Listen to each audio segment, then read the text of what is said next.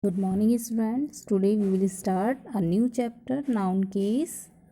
We have already read about noun. Noun is the name of person, place, animal or things. We can also say naming words are noun. So today we will learn about noun case.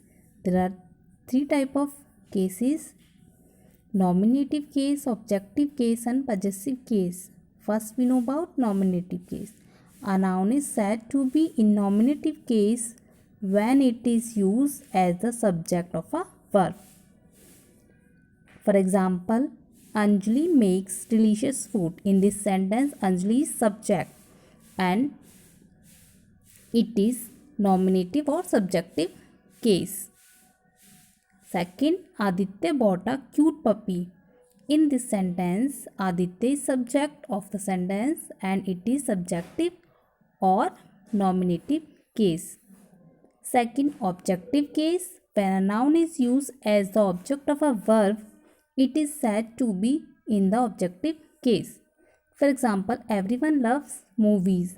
In this sentence, movies are the object of sentence, so it is objective case. Second, children are playing football.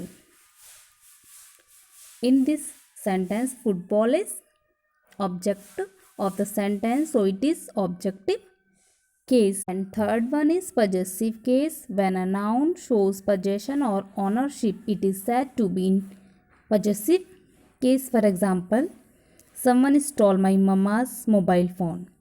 Whose mobile phone? Mama's. There is apostrophe s, it shows the possession, means kiska. So it is possessive case.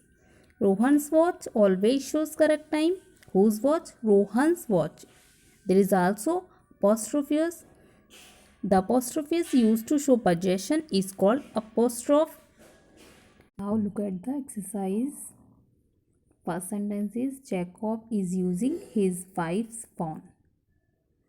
First we see the subject. In this sentence, subject is Jacob. So Jacob is subjective or nominative case. Both are same. We can say subjective case or nominative case.